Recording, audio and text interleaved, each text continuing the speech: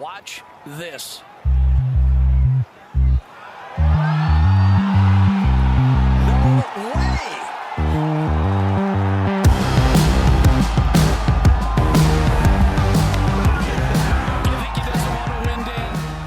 Hello and welcome back to another episode of the Cookie Jar Golf Podcast. I am Tom Mills. Today I'm joined by Bruce Fitzpatrick, but before you speak, I don't know if this is getting picked up on the mics, but we're sitting outside in the Sander Garden and all I can hear is the bagpipes in the background with day 2, Tuesday of the Open. Bruce, how does it feel to be here? Well, thanks for that searing introduction as normal, Thomas. Yeah, pretty surreal, isn't it? It's Day amazing. 2 of the Open, glorious sunshine, nice freshening breeze just to hopefully give us a preview of what's to come later this week. What a time to be alive. Mate, it's amazing. It's absolutely unreal. I mean, it's strange. This podcast is only going to be short and sharp. We're recording podcasts every day from St Andrews, and we did 2 yesterday. We've got a couple more lined up. At least one a day at the moment. At least one a day we're going to cadence. release. And this is one that we thought we'd just focus on the atmosphere of the place, the environment, St Andrews itself. You are a student of St Andrews. You've spent a lot of your time here. Was. Yeah. You were a student of St Andrews, and you spent a lot of time here, and it is just different on Open Week, isn't it? You know, how does it feel for you coming back when it's like this? Yeah, I mean, I came to the Open for the first time in 2005, and I was only 10 years old, and didn't really know St Andrews that well at that point. And so coming back now, like the first Open that I've been to since having been a student here, it's just it's amazing just to see how kind of grand and busy it gets. I mean, it's obviously always a busy place with a brilliant atmosphere throughout the summer because it's it attracts all golfers and it's the home of the sport. But to see it during an Open Week, everything's just ramped up to 11, and to see everyone having a brilliant time, it's fantastic. You know, everyone's soaking in the atmosphere. You can see that the players have a great, not just reverence, but genuinely, I think, really enjoy how golf permeates every part of the town, and they just seem to be in a fantastic mood too. So we obviously headed down to the media centre, didn't we, early this morning? Caught a bit of Rory McIlroy's press conference. That was good. It's a good first press conference to go to. I shouldn't say that actually, because you went to the Golden Bears yesterday. Yeah, I went to Nicholas's yesterday, but it's still a case of sitting on your hands and not saying something stupid. Yeah. But we've got a couple more that we're going to attend within the next few days, and I think I'm going to pluck up the courage to ask a stupid question to somebody. We'll ask at least a question, haven't we? But it's I mean, for me, it's coming back here. I can't explain how exciting it is. When I drove in, I came in Sunday evening. It was like 10 o'clock at night when I arrived. Came in sort of the Guard Bridge, sort of Lucas. Yeah, I know. It's from the Lucas direction, and it was, as I came in, pitch black. For those of you that have driven into St Andrews from the Lucas direction, you can kind of see the layout of the land as you drive in, usually in the day. You sort of see the spires and the Hamilton Hamilton and all that sort of usually, but this is pitch black. But the only thing I do is I come over the crest of that hill and I saw it. I mean, it was magical because the jumbotrons are all up and they're on, so these just like white lights, and then the marquees are all lit up, and the marquees are all glowing, and you can just see this glow of the old course. And then as you drive into town, where the sports pitches are usually, which is kind of near the driving range area, just full of tents and bell tents, and you've got the huge open marquee there that's ready to go, and it's just like, wow, this just looks so different to I've ever seen this place before, and the atmosphere is just off the charts, isn't it? Yeah, I came in, so I got in a couple of hours ahead of you, didn't I, on Sunday? So it was still light, sort of in the setting sun, really. And we came in from the sort of Strathkinnis, the top road. So you're driving down, like towards the sea almost. You can kind of see St Andrews out in front of you and then the sea in the backdrop. And yeah, it's just the same, like it's that spine-tingling feeling as you're driving in, and you see not just the kind of great landmarks, Hamilton Hall, St Salvator's Chapel, but then also the stands and, you know, the odd radio or TV tower out there, just camera crew and those cranes that obviously capture a lot of the aerial shots. It's just amazing. And I think we obviously only been here. Yesterday was like our first full day, but we were already getting a real sense of like the building excitement, anticipation. It's been awesome, hasn't it? Yeah, and I mean, I went out yesterday. Obviously, we did the pod with John McLaughlin yesterday, which has gone down really well, and I've had lots of messages. Thank you for that. But we did that, and the course is just playing firm and long, and it's amazing to see the town like this, and it's amazing to see the course like this. And how does it feel? How does it differ for you from a usual St Andrews? Is it like, because I think St Andrews is always a magical place. Yeah. Like every time you come, it's a bit special. I mean, outside of Open Week, you can just drive down. Is it Golf Place or Linkshire Golf Place, and you've got the 18th green to your left, and you're like, oh my god, there's the old course. I remember the first time I saw that, and you look down, and oh my god, that's the 18th of the old. Yeah. Just there, no one's really caring about it, but the stands go up like so. Golf Place now, you've got a massive stand that's at the back of 18. You can't really see anything from there, and the R&A clubhouse, and it's all hooks around to the side, so it's so different. But how does it feel for you coming back here, and how different it is to usual? Well, I just think it's brilliant to see so many people coming here and enjoying it. It's always been, St Andrews has always been somewhere that's been very like sort of special to me, certainly since I've been as a student here, and I've just always loved coming back, and I try and get back as much as I can. But to see, hundreds of thousands of people sort of flocking the fairways and wandering around town. I mean, the great thing obviously is the proximity of the golf course to the town itself is almost like no other Open Championship venue, and so you can kind of you just see players walking around in the evening on the way to the restaurants that you might be going. We had dinner last night, and Alex Norum was a couple of tables over, just to my left, your right, and we were having a drink outside the Scores yesterday, and you see Stuart Sink, Bryson with his son, just walks past. He must be just staying up the road here, but walks. He's finishing his golf and walking back to the com. It's like, and the atmosphere, like, just circling back, like when I drove in, the Dove Vegan, I've never seen anything like it. The queues outside for miles, spilling out onto the road. I'm not just everywhere's just so packed and busy, and everyone's happy, and it's. I imagine this is like Glastonbury for golfers. My first proper Open, really. I went one day back in Troon when Stenson won, but it is just like, this is it, isn't it? This at St Andrews, this is it. Yeah, and there is a sense of reverence in the fact that they, all the pros know that it's the home of the game, and so there's a sense of respect there that they communicate, whether it's in their press conferences or the comments before or during the week. But I do genuinely think when you just see so many of them kind of walking around town in the evening with box of drinks, or on the way back to their accommodation, or going over to a restaurant, like everyone just seems to be in a great mood, just happy to be here, because that's an achievement in itself as a pro, to be able to just say you played at the home of golf in the 150th Open Championship, no less. It's it's no wonder that, and the weather's great too, which I guess although it's windy today. I didn't expect the wind to get up. Like, we were just in Rory's press conference, which is like in a marquee, essentially a big marquee, a big tent, and it's like the place was shaking, wasn't it? Like, if the wind stays up, this could get really interesting this week, because Rory said some interesting things in his press conference.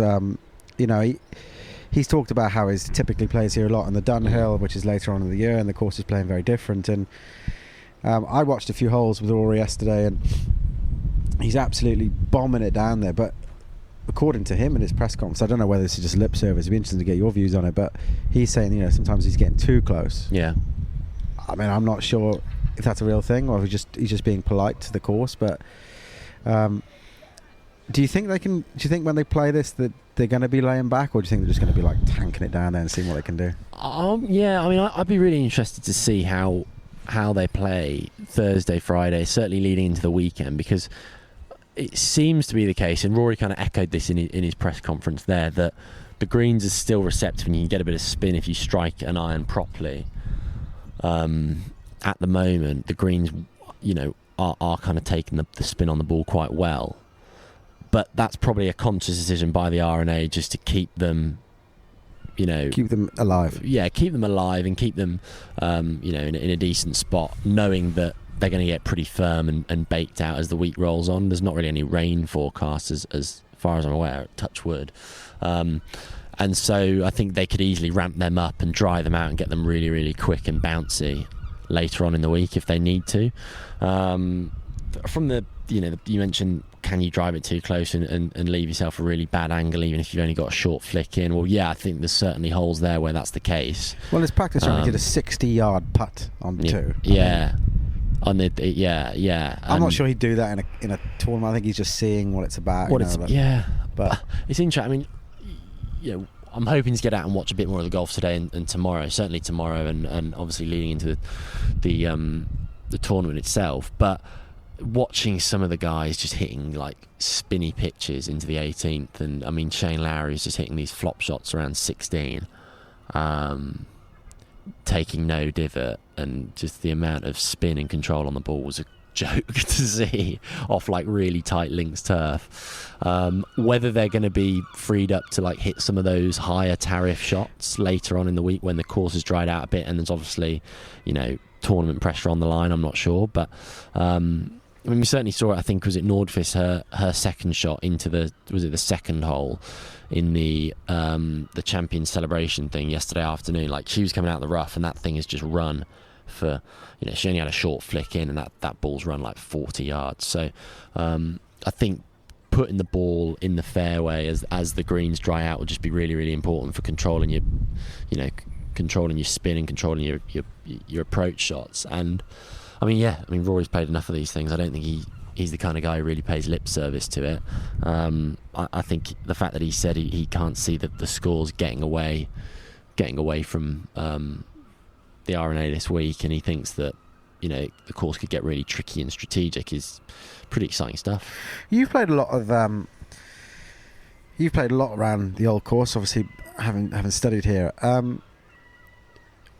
Obviously you haven't played out there in the last couple of weeks. Yeah. Is it out of character to how it usually is this time of year, and how difficult is it to play when it does get firm and bouncy around here?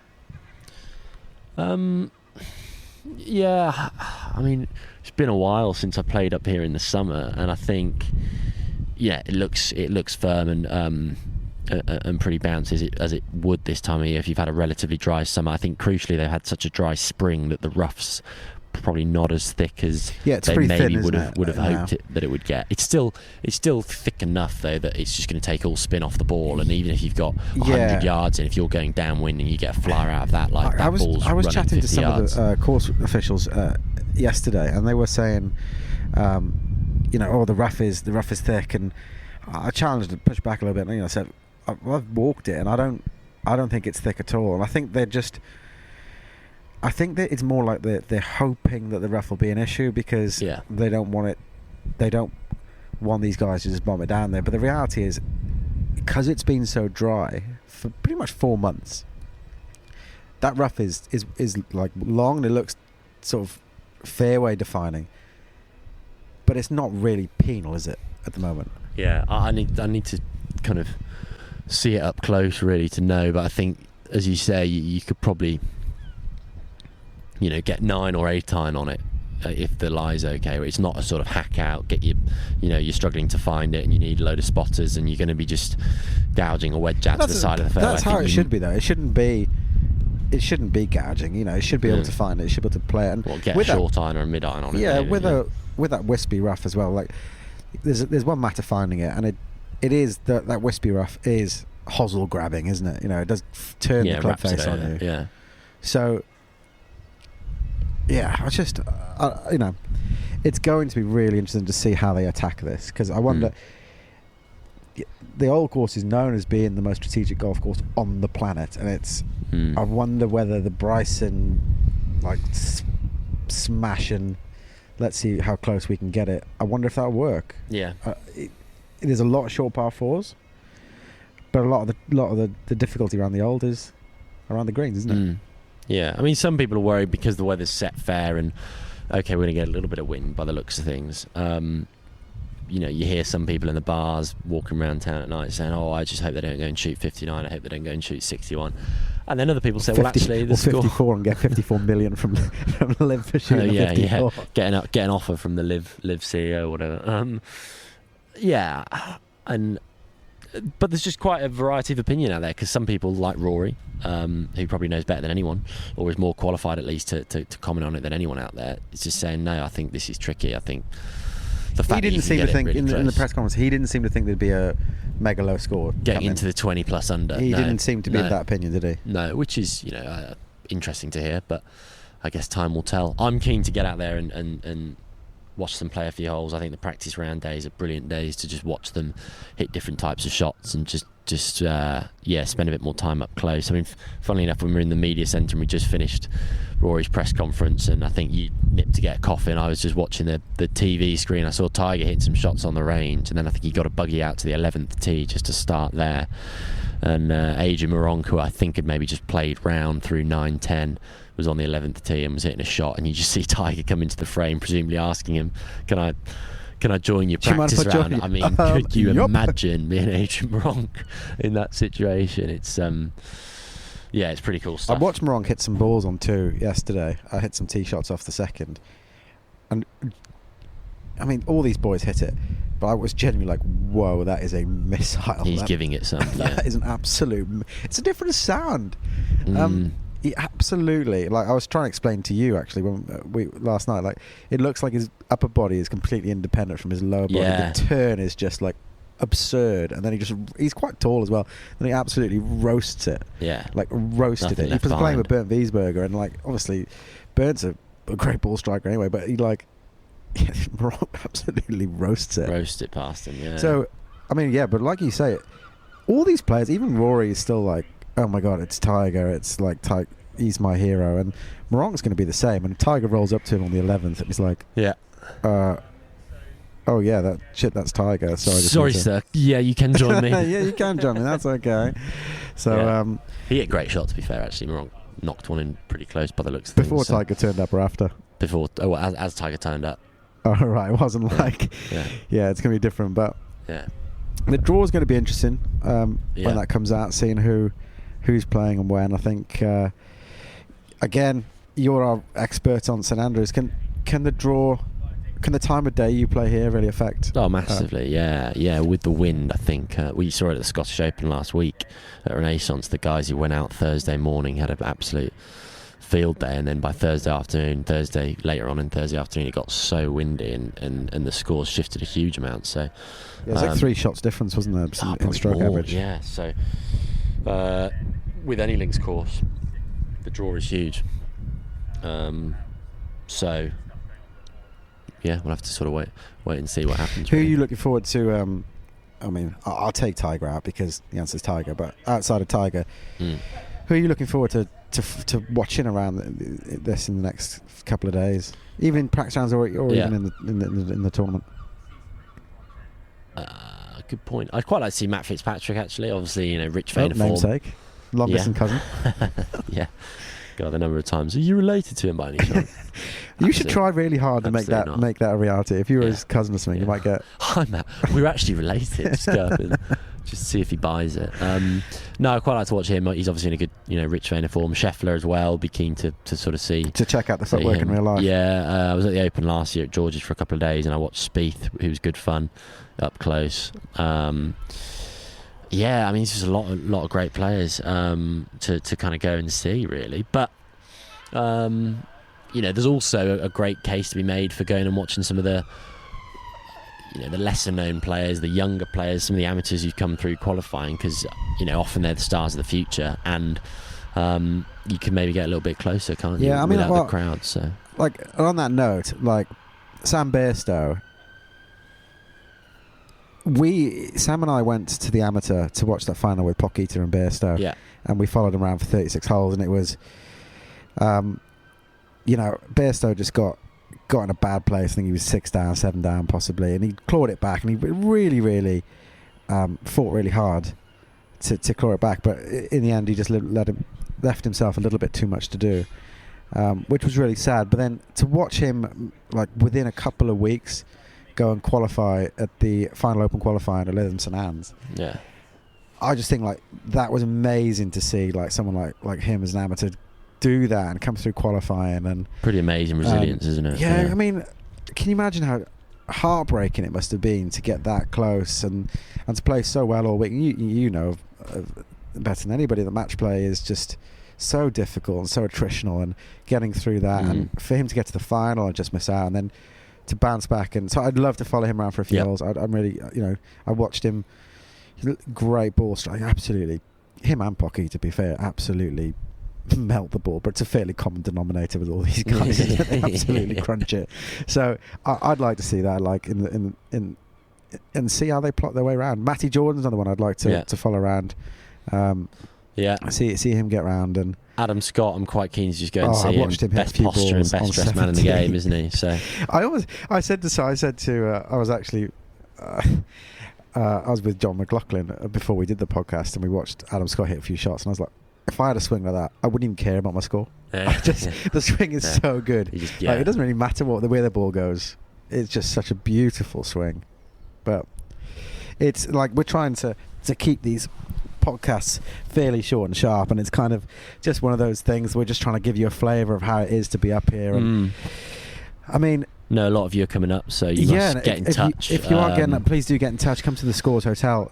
If this place is so good that even if you don't have tickets, as in St Andrews is so good, and the atmosphere is so good that even if you don't have tickets for the Open, like, it is just such an amazing place to be. And you can come here and watch the golf and the DJs and all that stuff here at the Sanders Clubhouse. And swing by and see us, because we're having the best time. Lots of great stuff going on. We keep going, I'm having a really good time. You having a good time? Yes, I'm having a good time. Yeah. And Sam's coming up this evening, so the FOMO's just been too much for him. Yeah, he wasn't going to come up till tomorrow. But boys, I'm going to come up on Tuesday. I'm coming on Wednesday afternoon. Actually, I'm going to do Tuesday. And then it's going to be really nice for the following sort of 5 days to hear him talk about what he would have done if he was playing golf here. Like, I would have drive man. Yeah. Am I good? Am I all right playing golf?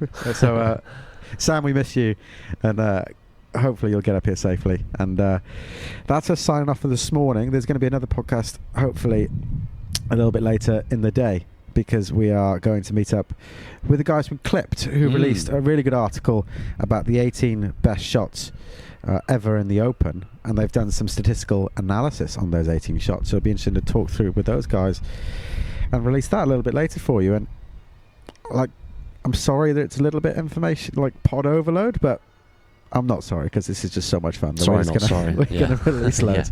So it's taps back. Thank you very much for listening, and until later on today. Adios. Watch this.